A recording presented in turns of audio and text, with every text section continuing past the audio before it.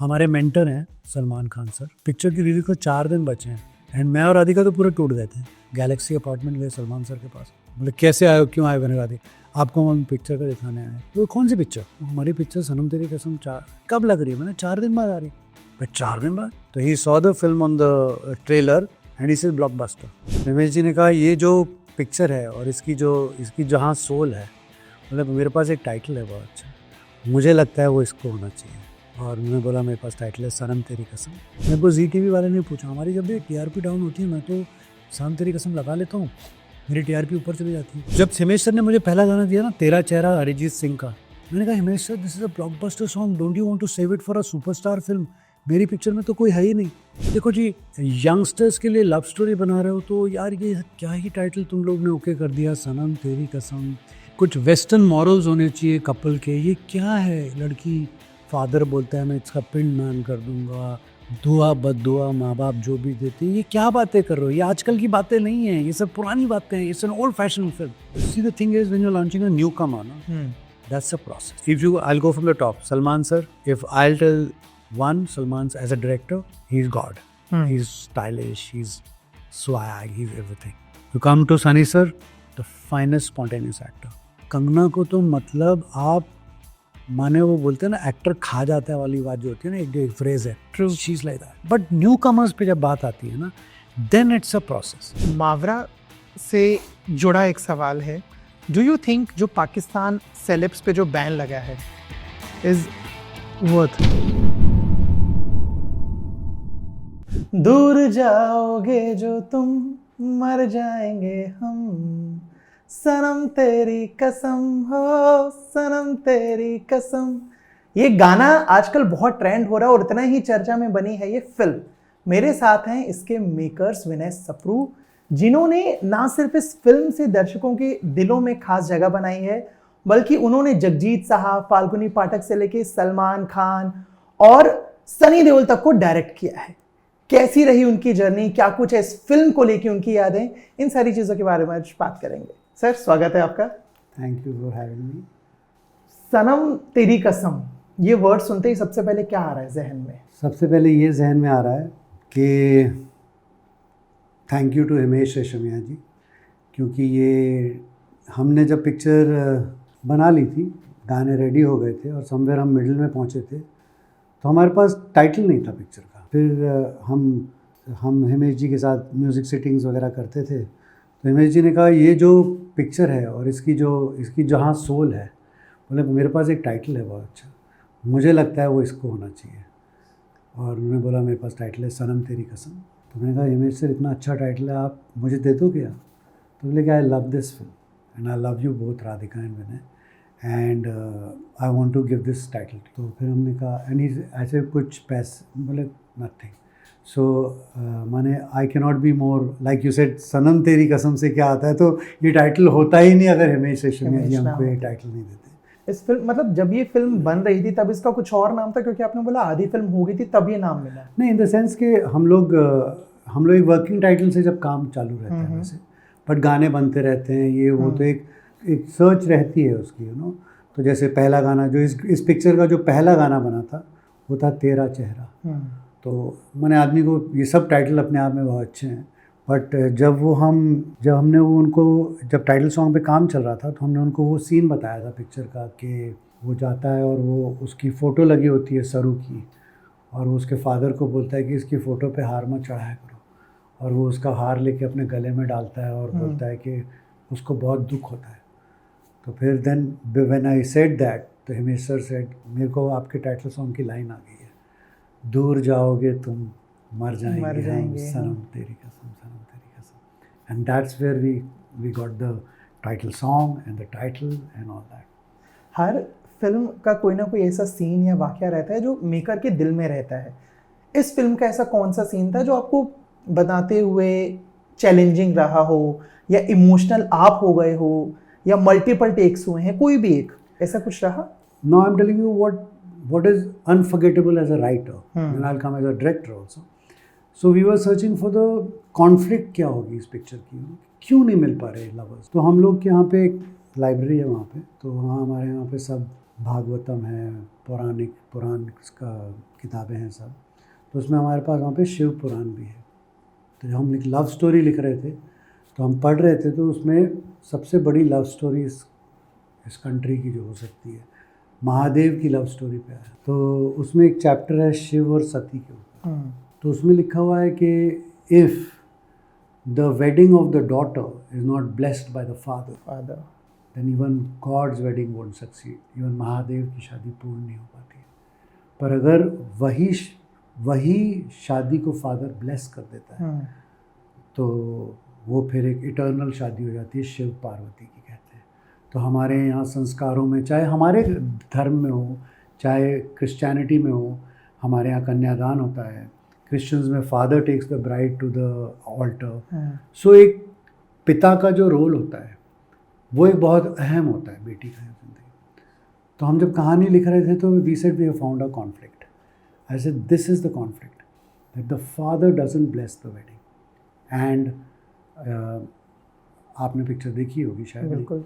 तो मैंने कल रात को दोबारा देखी है थिएटर में जाके। ओके। तो वो जब फादर उसको बोलता है कि मैं तेरा पिंड दान कर दूंगा, हाँ, एंड वो जाती लड़की रोती है, पापा मत करो, सुनो तो मेरी बात, मेरी आप सुन तो लो। बोलता है नहीं।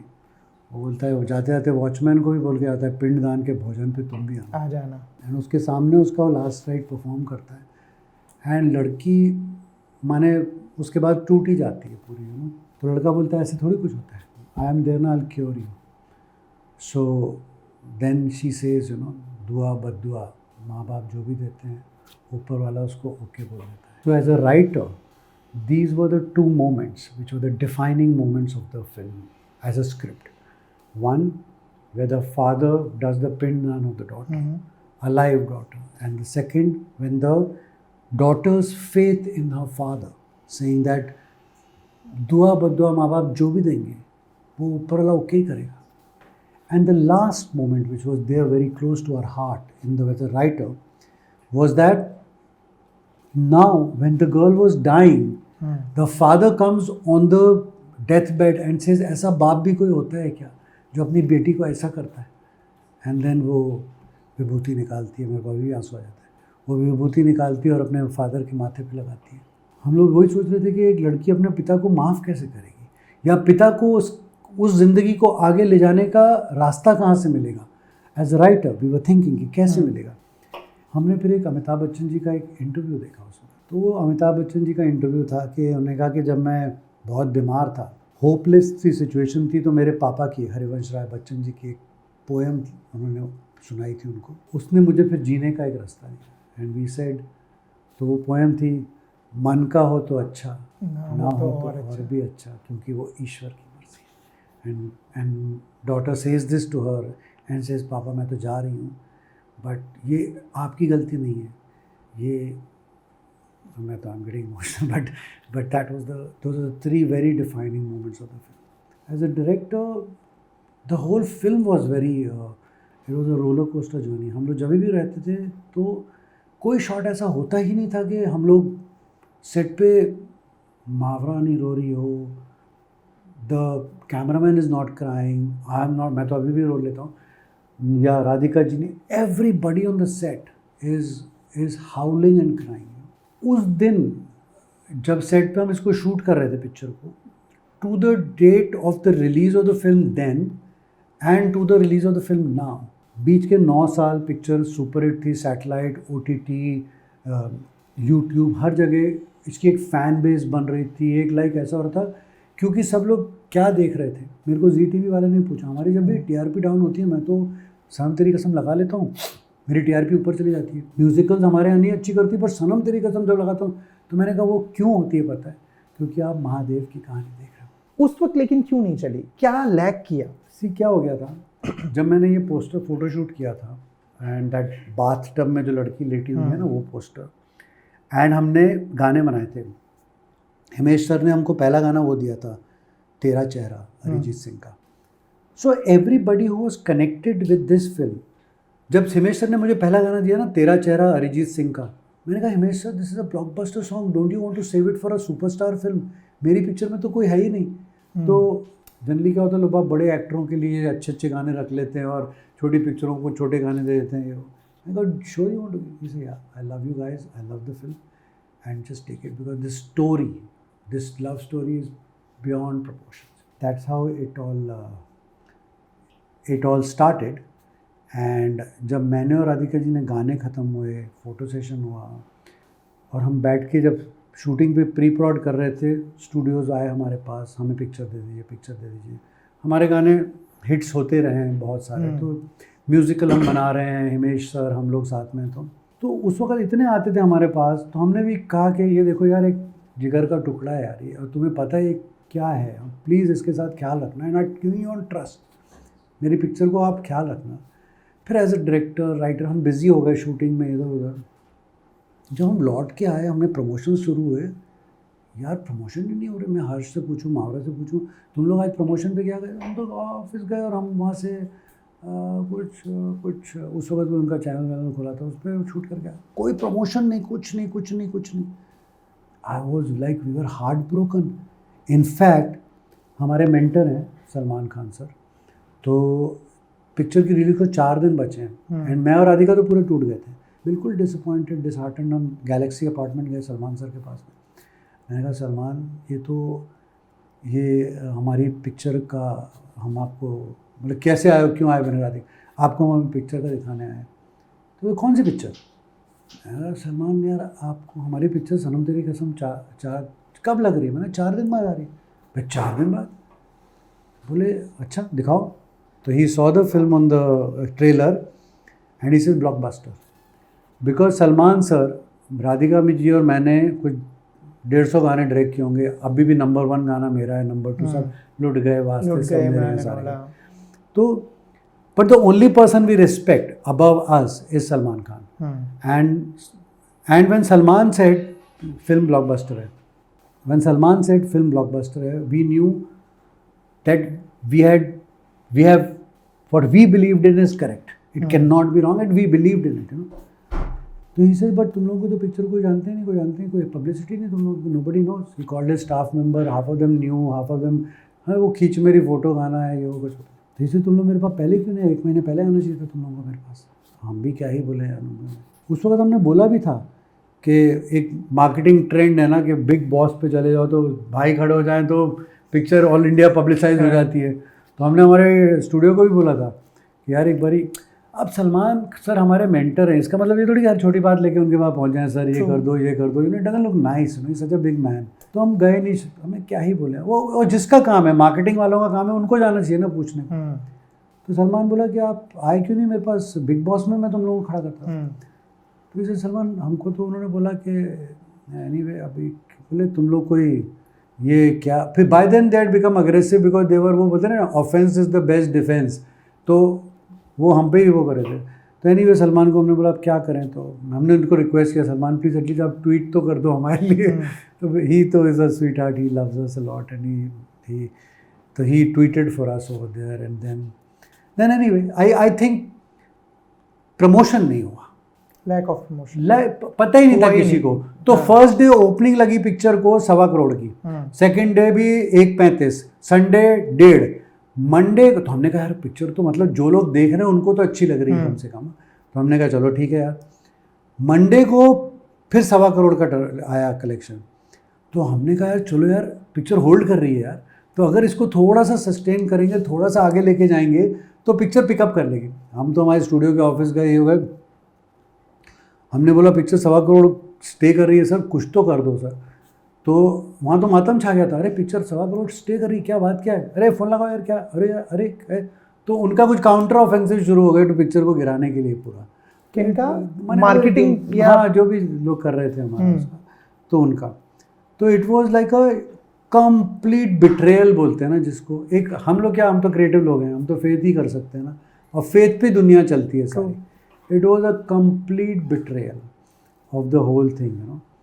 एंड आप बिलीव नहीं करोगे, मैं और राधिका 2 हफ्ते बाद में हम बांद्रा में एक ऐसे ही खाना खा के हम बाहर आए, वो पेट्रोल पंप है ना बांद्रा में वेस्ट में, तो वहाँ पे एक बंदा आके हमको, हम गाड़ी में बैठे थे तो आया, वो बोलता है कि सर आप राधिका राव विनय सप्रू? हमने कहा हाँ।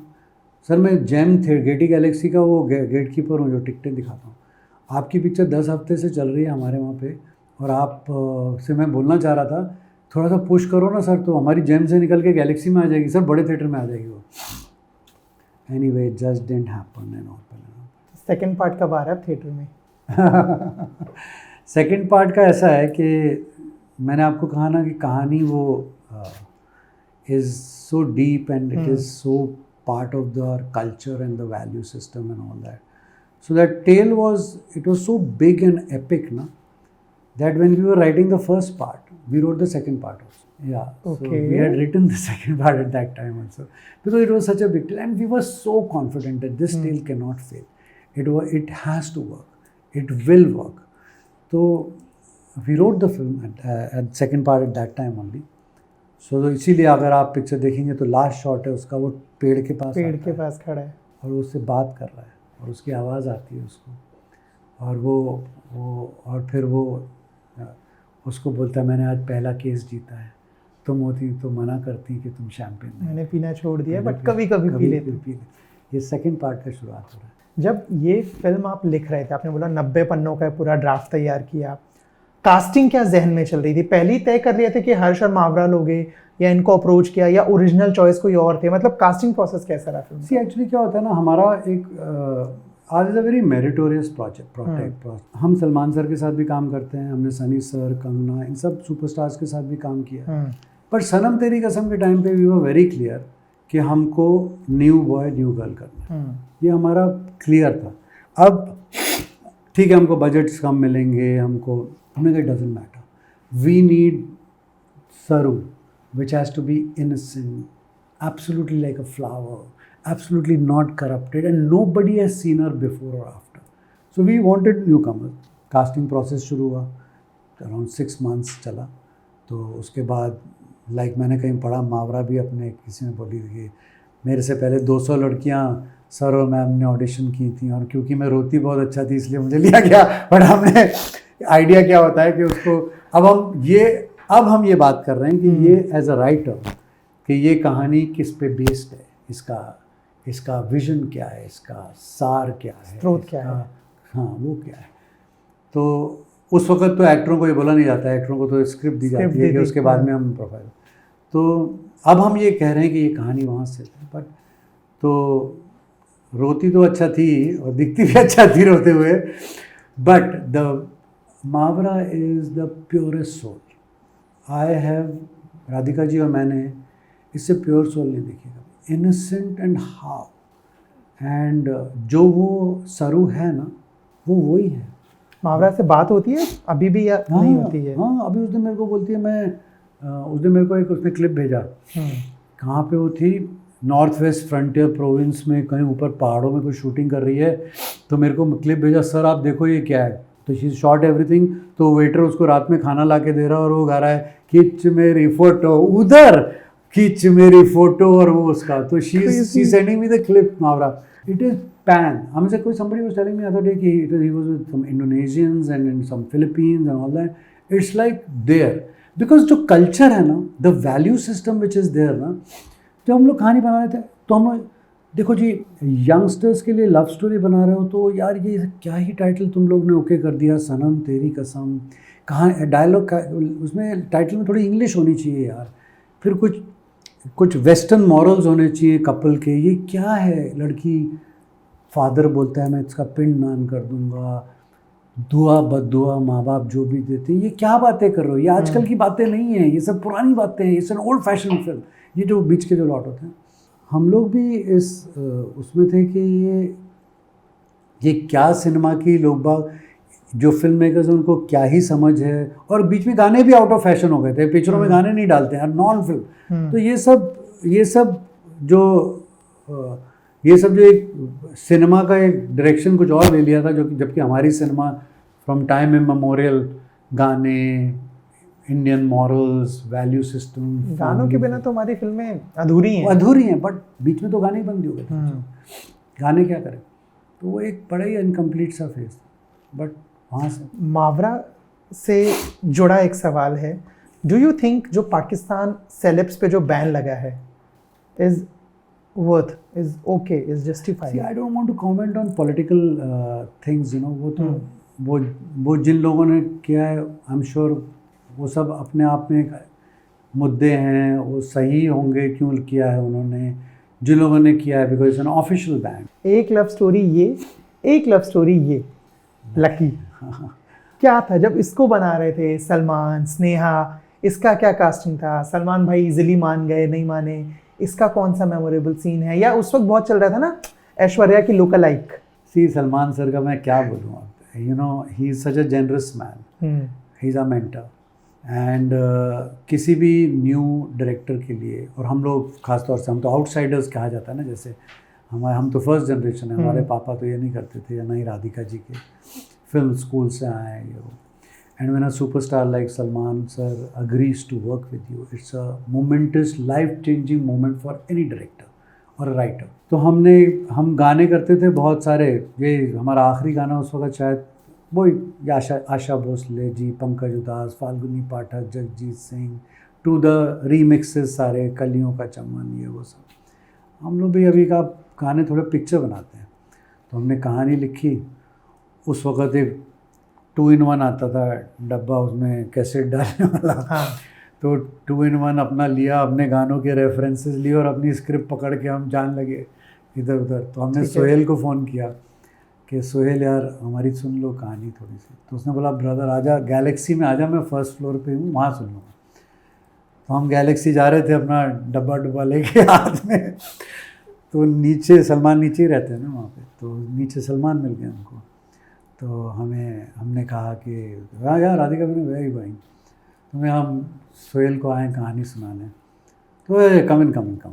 वो पहले से जानते थे आपको? हमारे गाने इतने हिट्स हो चुके थे. ओके, तो ठीक है, उस कॉन्टेक्स्ट में. हाँ, मतलब हमारा काम तो इतना चल ही रहा था ना, सारे इतने सारे सुपर हिट गाने आ चुके थे. तो जैसे आप आ जाओ अंदर. हम अंदर गए तो he said congratulations, I am doing your film. तो मैंने कहा Salman but you have not heard the film, how you say? He said no, I have been following your work and I like your work. So वो कहते हैं ना कि Salman Khan is one of the kindest soul and nicest soul. ये मेरे को किस्सा बड़ा खूबसूरत लगा कि मतलब बिना कहानी सुने, कुछ नहीं सुने, सीधे बोल दिया कि हाँ मैं फिल्म कर रहा हूँ.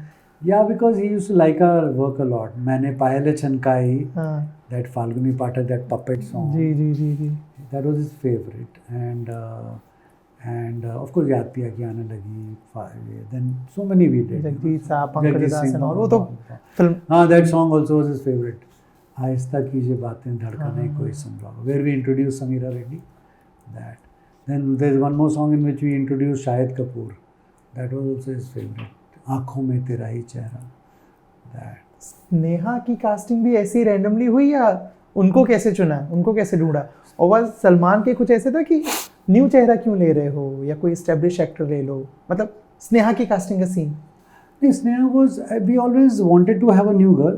एंड स्नेहा का ऐसा हुआ था कि Arpita Soha, Arpita actually was studying in national college, या गई थी नेशनल कॉलेज में. She saw Sneha over there and she complimented Salman sir excellently. And वो कहते हैं ना कि जो लकी का जो, it's all about character, you fits into your character. So Sneha was like that. Basically, Arpita saw her. Yeah, she. Okay. बतौर film maker जब आप किसी प्रोजेक्ट पे काम कर रहे होते हो, उसके जो एक्टर्स होते हैं उसके मुताबिक आपका काम कितना चेंज होता है? फॉर एग्जांपल सनम तेरी कसम, हर्षन मावरा, लकी, सलमान एंड स्नेहा, या I love NY, Kangana and Sunny. आपका प्रोसेस कैसे चेंज होता है या आपका सेम रहता है? मतलब I agree with you. See, the thing is, when you're launching a newcomer, that's a process. You cannot be. I'll go from the top. Salman sir, if I'll tell one, Salman's as a director, he's God.